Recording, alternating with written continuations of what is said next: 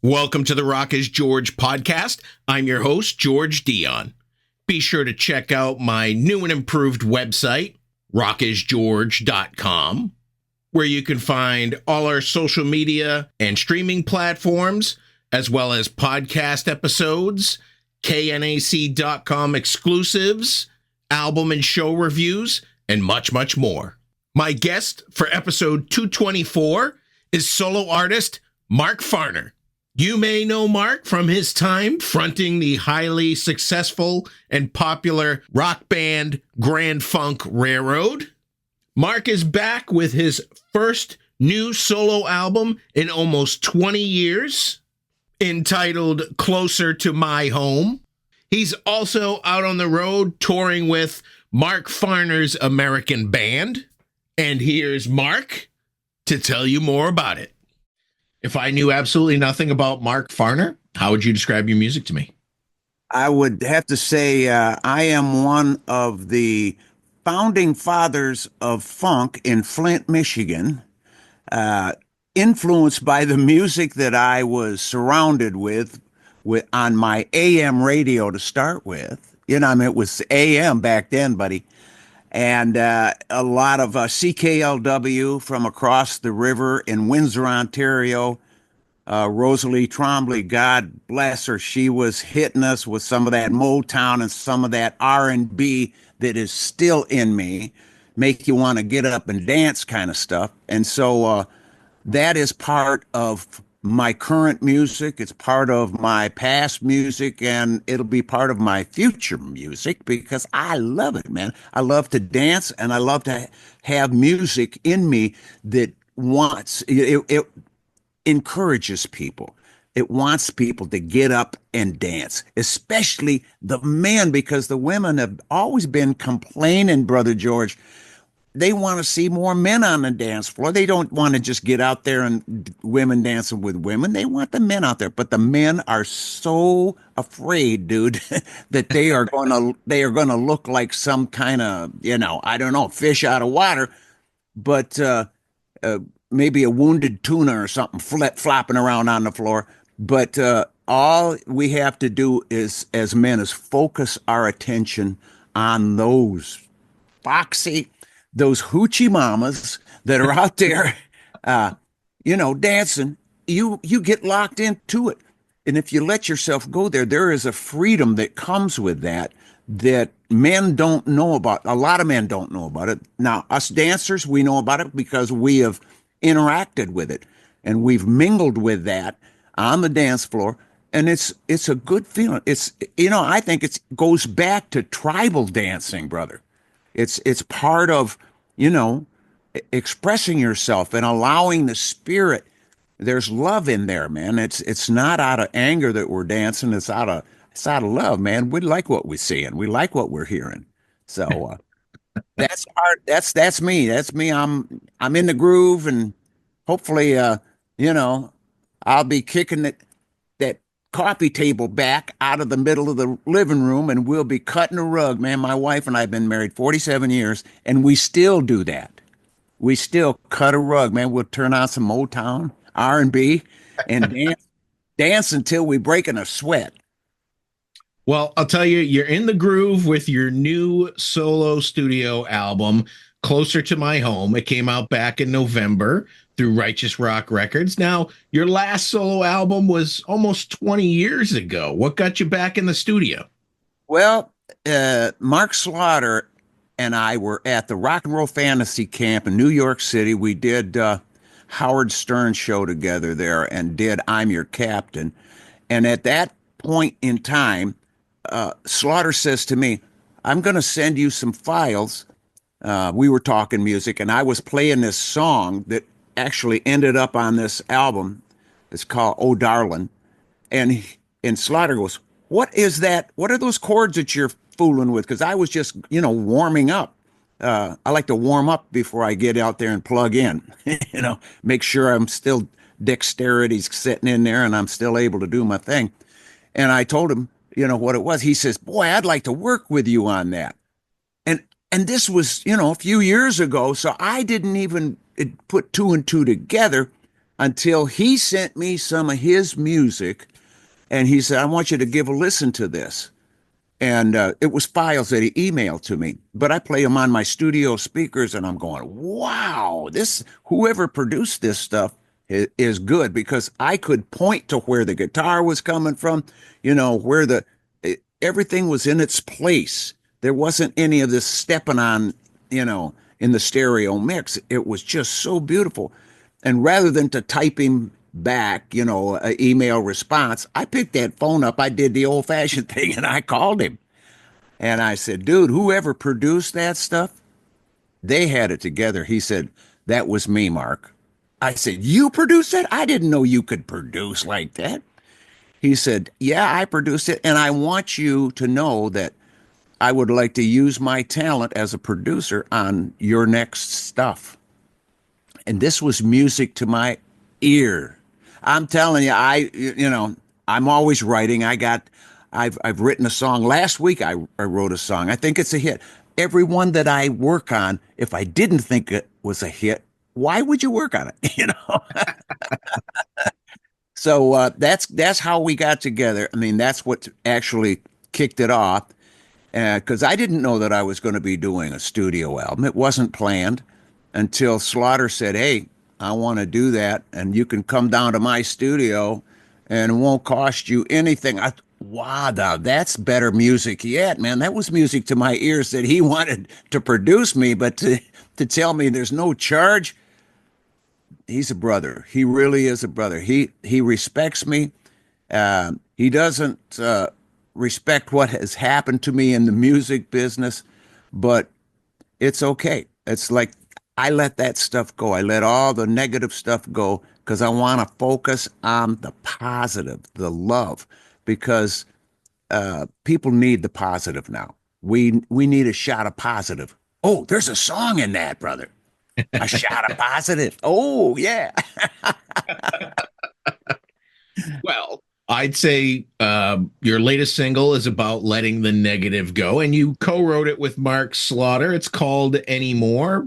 If you want to tell me a little bit more about the song in general. Yeah, when I was young, I listened to the words of men, but that was then, and I won't listen to them anymore.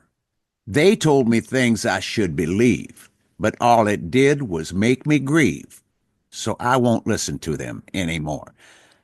Now, I'm talking about as a young man growing up, we listened to the 6 o'clock news, the 11 o'clock news, our local news coming into us. And then when it went international, and you got the internet, you got all this, man, you got a bunch of people that are not honest, sowing a narrative even worldwide that is negative, that is it isn't hitting on the love of things. It's trying to generate. And I realized back when the FCC was deregulated in 1996 under the Clintons that, and I told my agent at the time, I said, Bobby, man, this is going to kill the music industry, because at that time, Clear Channel had already purchased a lot of radio stations, and Live Nation was purchasing amphitheaters. I saw this writing on the wall, and I told Bobby, I said, this is going to kill us, man. I said, we got to keep the love alive. And because of the lies that, and I mean, people don't recognize it, because, Brother George, we are innocently gullible. We are. We're like little kids that are getting this information for the first time. And if somebody has got some horsey poo-poo they're selling us, we're buying into it.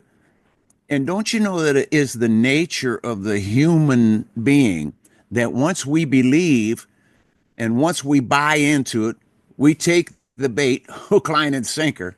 It's hard for a man to confess that he may have done something wrong.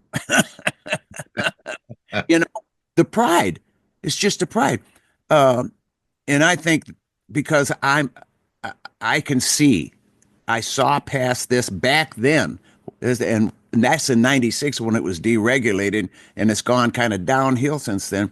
The song really is talking about that, and just so I won't listen to them anymore. We don't have to listen to that. We can listen to our hearts, and our hearts will teach us things. We don't need any man to teach us because our heart can teach us if we can learn to listen to our hearts. There's a lot of love within each one of us. And it goes on to say, this song goes on to say, in the beginning, it was me and my band. It's sad to say that we don't play together anymore. It's not the quantity, it's the honesty, my friends. The story ends, and I'm not angry with them anymore. And I can truthfully say that I am not angry. I will not allow anger to live in my heart. I am the captain of this ship. I won't invest any time in negative stuff. I serve love, and I will not serve any other master. I don't know how many years I got left, but they're going to be good ones, brother. I love your positive outlook. All right. Now, the song Real was another single that you released. This one's about you, I'm pretty sure. Yeah. In knowing so many years ago, I heard about the Illuminati and people turned me on. I mean, when I was a teenager, like 18 years old, somebody gave me a book about the Illuminati and these people, these men that wanted to take over the world, and they wanted a one world government, a new world order. And every time somebody said this new world order, I flash back to the concept that the book was describing and defining to me what this was, what the ambitions of selfish men, very selfish. You and I, we go to work, we make money. We make money for what? To buy time. We pay our mortgages, we pay our car payments. We are in debt, but we try not to let that indebtedness rule our conscience and rule our social gatherings, our lives. But it is part of who we are, this indebtedness, and not only the financial indebtedness, but say we don't fulfill the expectations of somebody and they put us on the shit list. It is an indebtedness. And even ourselves, if we regret doing something or not having done something, and oh man, I should have, man, if I'd have only, we got to let ourselves off the hook. We have to let that indebtedness go because it's all imaginary. And that's how they've been able to manipulate people's thoughts and how they've postured this bunch against this bunch. And you got your Republicans, your Democrats. I get up on stage, and before I do American Band, I tell people I'm not a Democrat and I'm not a Republican. I'm an American. And we go into American Band, and I'm going to tell you something. 99% of that audience gets it, and they are with us because united we stand. No matter what color, no matter what religion, it doesn't matter as long as there's love in the mix. And that's where real comes in. I'll tell you how I feel. And when I speak to the common man. I don't want to speak to those who are looking down their nose, the slope of their nose, and they don't mind stepping on other folks' toes. They try to dictate normal, why they enjoy their feast, but they can't look in the lens without revealing the beast. Yeah, that's another song I got coming. Those little quick moments of inspiration there for you. My brother. You have another collaboration on the album, not just Mark Slaughter. You collaborated with Jim Peterik, Yeah. the Ides of March, and formerly of Survivor. I got to make sure I get those in order because Survivor would get mad. And it would originally appeared on his Roots and Shoots album, which came out a year or two ago. I remember talking to Jim about it back then. Tell me a little bit about your relationship with him. Well, my relationship with Brother Jim, we call him Jimbo. Uh, he's just a good old boy. He was blessed with this talent that he has, and not just to write music, um, but more importantly, to get along with who it is you're sitting there writing with, and allowing them to have the floor with you. You're not dominating. I have sat with other songwriters who um, are more, they want to control where it's going. Where with Jimbo, it's like we came into it like this, and it went there because of his pro, um, you know, interaction. He wants to hear the grooves that I'm playing. He wants to hear the lyrics, what I'm saying, what I'm hearing at that point in the song. And it's such a pleasure to work with somebody that has the feel of the spirit. And Jim Peterik, that brother's got the feel of the spirit. He's a gentleman. He's a brother. He loves love, and that's what he's all about. And I really, um, I think the song, it's only available on the CD because there's not enough room on that red vinyl for all those songs. It makes having the CD worth having because of just that one bonus track of Friends Forever. And it's a beautiful song. And people that I have talked to have, commented, man, I love that song you did with Jim Peterik. Yeah, I did too. I love it because of what it says. It's all about the music and friends and the relationships we have and even our families. So some more love, brother. Now, you mentioned you have a red vinyl version of this album. What do you think about the sort of comeback of vinyl? You started your career on vinyl. I think it's great because it's still, a friend of mine that I met who was a fan, and him and I hit it off right away. When you meet somebody for the first time and there's something that clicks, uh, it's because of his preservation. That he's got these Macintosh tube amplifiers. He's got the turntable, the one that you can turn it and it's got like a strobe on it, and you lock it into where it appears to be setting still. Then you drop the needle in the groove, Uh, he was telling me about how this album, because it was produced, by Mark Slaughter and mixed, and how he sent it out to LA to have it mastered by a friend of his there, and it came back. So it's not, a lot of plastic vinyl records. If they get too much bass in there, it's actually, that's a little groove in that plastic. If it's too much, sometimes that needle would jump right out of the groove. Serious. It depends on the volume you're playing it at.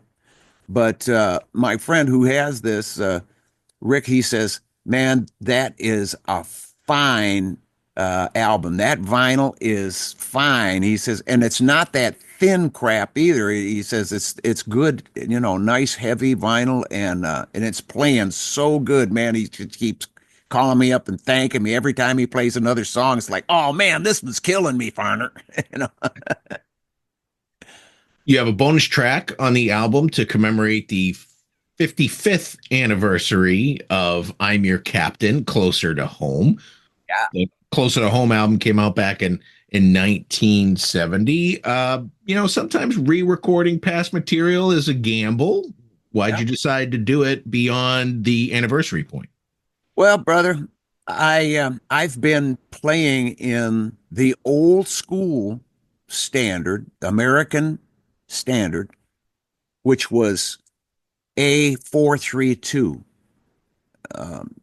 The current frequency American standard ever since 1953 when Rockefeller changed it is A440. A440, most of the rock and roll you hear coming from England, coming from Australia, coming from Germany, no matter what, they're all singing in American English in the first place. So much for the British invasion. When they come and sing in American English, it belongs to Americans. Rock and roll was birthed in the United States, and it's my pleasure to have found out about 432, which is part of the solfeggio scale, the solfeggio frequencies. A440, just as a for instance, guy put a 6-foot diameter kiddie pool on his deck, 15-inch speaker up against it, had a tone generator and an amplifier, and he played A2, which is very low in the scale, low frequency, at 125 decibels. And the threshold of pain is 90 decibels. So you can, 125 is you'd be standing there like this, with your fingers in your ears. But this pool was just waves and foam, and it looked like it had a storm going on it. I'm watching this link, and I'm associating, wow, this is crazy. This is, that sound is, and because I relate, our bodies are like 70% water, right? So A440 does this. It's got the the boxing gloves on. So he shuts it down, tunes to A432, plays A2 in the 432 scale at 125 decibels. That thing is a piece of glass, Brother George. It got my attention. I'm looking at that, and I'm very inquisitive. I was born this way, and so when my friend who sent me the link, he said, when you watch this, then call me. So I called him. And I said, you got my attention, man. What is this? So he explained about the solfeggio scale, gave me some other links. He said he's going to email to me. And so this album, Closer to My Home, the whole thing is in 432. But in particular, I wanted to redo I'm Your Captain because so many people, especially like Vietnam veterans who came home, and brother, they told me, they played it. They started playing it when they left Vietnam on the boat, and they played it all the way home. When it would stop, they would start it again. When it stopped, they'd start it again, and they played it all the way home. And this veteran friend of mine, he said, Farner, when I got off that boat, I jumped down and I kissed the sand, because the part of the words is, if you return me to my home port, I will kiss you, Mother Earth. And man, I'm telling you, it wells up inside of me just telling you about this. It means so much to the Vietnam veterans who voted my song number one song out of all the music that they had to listen to. I'm Your Captain, Closer to Home was it. So I wanted to put some love in there. If they played it loud, it might have been punching them, and it might have been moving them, but the words, it didn't change the words. It just gives the music the advantage of taking the words deeper into a welcoming committee of souls. This was a big album for you back in 1970, Closer to Home. It was your third gold record in the period of 1 year. Why don't you take me back to recording that particular album and the experience for you? Yeah, we didn't know that at first that there was going to be an orchestra on it, but we were doing the Upbeat show in Cleveland, Ohio. Hey, let's go with the Upbeat show. Bop, bop, down, down, down. It was a dance kind of a show like American Bandstand where they were dancing all around it. And then they would have special guests come in. Well, when we were there, James Brown and his band was there.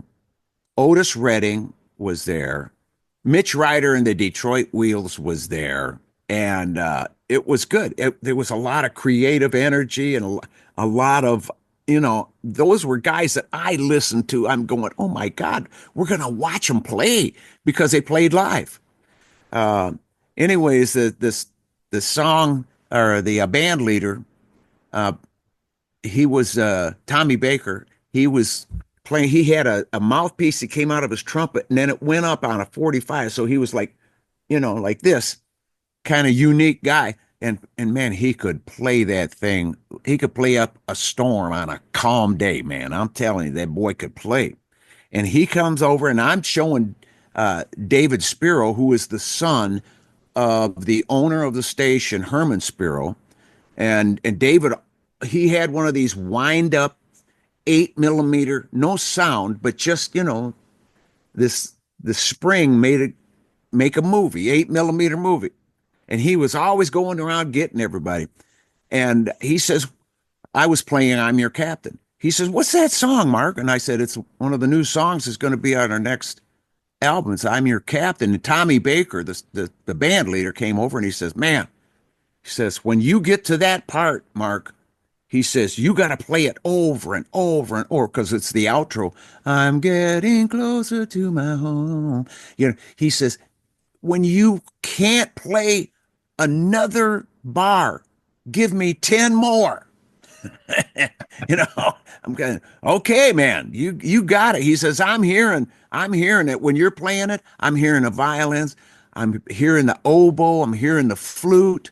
I'm hearing all of this stuff. So the Cleveland Symphony played on this album back, 1970, brought him into the studio and recorded the parts, right there on that magnetic tape, brother. And it's real instruments. It's not like today a lot of things are synthesized on a keyboard. And the keyboard player, God bless those keyboard players. There's nothing wrong with those keyboard players. They're just playing the parts, and it's synthesized. So it's kind of like AI. It's artificial, but these were real instruments. And when I heard it back in the mix, and Terry Knight was playing it for us, man, I was crying because it just made my soul move. And Tommy Baker, I don't even know if he's still sucking air, but he had a lot to do with that song and how it left people feeling with that orchestration, because there's nothing like a real orchestra to move your soul. I just wish they would tune back to the old school standard of 4/3/2, because to play with an orchestra these days in my 4/3/2 scale, old school, they just can't do it. The horns are built wrong. They're built, shorter, and they need to be just a little bit longer. Fair enough. Yeah. You and your band, Mark Farner's American Band, recently played the 70s rock and romance cruise. How did that go for you? It was great. Outside of the fact that, Brother George, that wind was blowing 45 miles an hour. My hat went flying off out into the audience. I'm going, Betty, Betty, Betty. I call my hat Betty because she's my Blue Betty, and my guitar is Betty Blue. They're both blue. And my mother, Betty, God rest her soul, was the one that got me into playing guitar in the first place. So out of respect and love for my mother, I got me a Blue Betty and a Betty Blue. So that was the only thing that was really hindering our performance, outside of the fact we didn't have side fill monitors. And I depend on side fills for my background vocals, for the drums to be there. If I go over stage right all the way over, I still want to stay locked into that drummer. Stage left all the way over, I want to stay locked in. I kind of had to stay in the middle to stay locked into time. And with that wind blowing, it was creating a lot of noise as well. It was great, though. I mean, great as it could be with those things, those hindrances, but they were a hindrance. If you're inside and you don't have that wind blowing and you got side fills, I think you're a little better off. But we did what we do, and people loved it. And I think because they could see we had some adversities that we were dealing with, that they respected it even this much more. Awesome. Yeah. You taking the band on the road this summer? You're going to be playing St. Charles, Illinois, and in the fall you're going to be in Des Plaines. I'm assuming these are local gigs for you because Yeah. A, they're in Illinois, and you work with Jimbo, who's in Illinois, and you work with Mark Slaughter, that's in Illinois. Uh-huh. Yep. And they're my agents at TKO are working on some other dates. I just heard yesterday from my manager, Abby, that they've got a string of dates they want us to do. And it's all going to be to promote this album, but the album is promoting love, man, and that's what the theme of it is. That's the theme of my life from here on out, man. That's my master. Love is my master, and it feels good. I'm 76, dude. I don't know how many years I got left, but they're going to be lovely. So are your plans just to play live until you can't play live anymore? Because a lot of guys that have a career as long as yours, they're starting to call it quits. Yeah, I think God gave me a talent to sing and play music, to write music. It all has to do with music because I love music. I have loved it since I was a little shaver, and the family would gather every Sunday either at our house, which my great granddad built this 11-room farmhouse, and my father and mother moved in there, and that's where they were raising us kids. But every Sunday, it was either at our house or my Aunt Dorothy, my mother's sister, and there would be a jam session. And they would bring the fiddle, the banjo, the guitars. My dad blew saxophone, played guitar, and all the women sang. And when they would start singing, there's something about family harmonizing. There's something about that. And it was like, man, like angels singing. Like when them women would start singing, I'm going, oh my God. So it's part of who I am. And I told a lot of people this. I might take my last breath on stage. You never know. I might take my last breath up on the deck, man. Well, from what I understand, you actually had a near-death experience. Oh yeah. It wasn't And on the deck, but I was down doing some PR in Detroit, Brother George, and we stayed at the Renaissance Center, the hotel there. And my wife, Lisa, she said when she came out of the bathroom in the morning that my left arm shot up in the air, my left leg, and I flipped out onto the floor. And I don't remember any of this. All I remember is like when the paramedics got there, God bless them, they had the oxygen on me, and I'm going, who are you guys? Where'd you come from? It's like, they took me down and they put me in the ambulance and zoomed me over to Harper, where I was in the emergency room on a gurney, and they had me hooked to an external pacemaker because what I had, it was the electrical problem. It wasn't the plumbing. In fact, the guy that did the catheter on me came in after the operation where they put my pacemaker in. And he says, Mr. Farner, I've been doing this 30 some years, he says, and I got to tell you, you have the cleanest arterial system I have ever seen. And I'm thinking, you got to be kidding me. I'm 75, or back then it would be 65 years old or 63. It was October 23rd, 2010 is when it was, or was it 12? I think it was 12. That's another thing, getting old like that. Some of that, the checkers get moved on the board and like, wait a minute, what? Maybe it wasn't sitting there. Maybe it was here. But the ticker that thank God I've got this little pacemaker in there. Um, it was this branch block that uh, put me in the hospital in the first place. But when I was there on that gurney, these guys had this machine. They were looking at the screen, and there's three doctors, three white coats with their backs to us, and they're pushing buttons and doing this and that. They got me hooked up.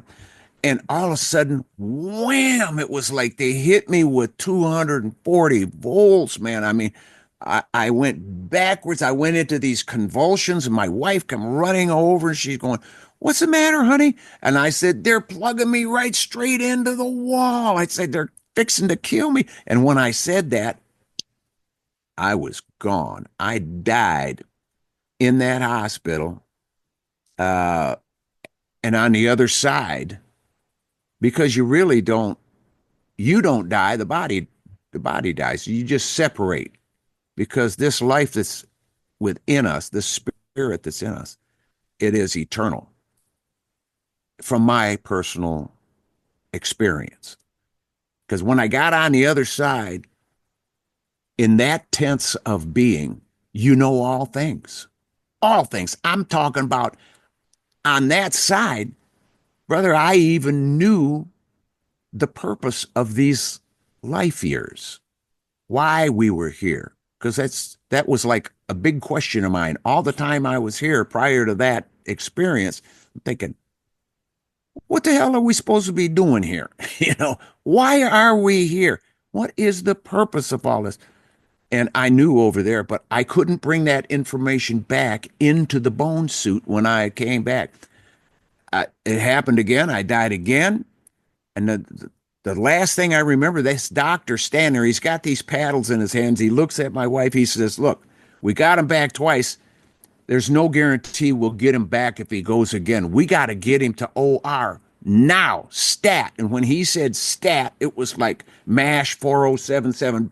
People, I'm running, they get me down into OR, and they put this the internal pacemaker in me. And, and here I am today. But I don't, I can't remember what that purpose of the life years was. There's some things over there on that side that just have to stay over there. It would be like plugging a 110 fan into 220. Instant smoke. Poof. Too much information. But I will tell you this, brother. It was like I was going home. And all this indebtedness that accumulates, because the indebtedness is imaginative. It is our imagination. But all the layer after layer after layer of, "Oh man, I wish I wouldn't have done that. Oh man, I wish I could have done," and all of the unfulfilled expectations of other people, it's back in the read-only part of our memory. It's not in random access where we can just go file through it and see what we need to get rid of. But upon dying, boom, you are released from that. You're released from all that indebtedness. It is such a relief. What a relief. Oh my God. I think we all need to do it just to experience that relief so that we can get a focus, we can get a grip on what indebtedness does to our life. It's what moves people out of their comfort zone. Is somebody will move you by this indebtedness. "Oh, you got to do this." "Oh, I don't want to know. This is why you got to do this." Oh, even back when when we were little kids and our parents would tell us to do something, we go, "Why?" And they go, "Because I said so." It's like, ooh, and if you didn't move then, you might find a little switching on the back of your tail side to get you to move in that direction. All of that stuff. It's indebtedness. And we're the only ones, you and me, Brother George, we are the only ones that can set ourselves free from that. But we can do it. We can do it. And I think this is part of what we are supposed to do while we're still in a conscious state here on the planet. We got to set ourselves free. Then we can move. we can be the vessels of that love that's going to inhabit us when we give it all to love. Because love is a rewarder of those who diligently seek it. Period. Period. Period. There's nothing else can give you this kind of reward.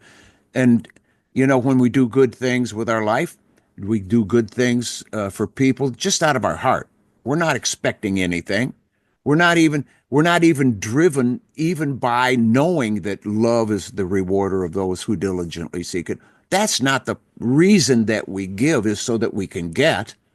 We do it because we're motivated and we are rewarded with such an abundance of, man, this is where I need to live. This is me. This is the fulfillment that I'm looking for, is doing things motivated by my heart so that I can live in this spot, so that others can experience it. Others can see that it's real. Others can see that it is achievable. And in doing that, in living that way, you can't sidestep the reward. And it's smiles. It's understanding. With all you're getting, get you some understanding. Absolutely. Yeah. Before I let you go, I got to know your 1977 solo album, your first one. Whose idea was it to put you shirtless on top of the white horse? It was Andy Cavalieri and Lynn Goldsmith. Andy Cavalieri was our manager, was Grand Funk's manager, and he managed my solo career for a while. And Lynn Goldsmith was more of a manager, like co-manager, than she was just a publicist. She was very creative. She was the one that came up with, American Band, making it a gold disc. So that the ad campaign was, we're shipping it gold. So if people thought, oh man, it's gold already, and they even released it. But there was only 100,000 of those yellow vinyl discs that were manufactured. The rest of the millions that sold, of course, were the black vinyl.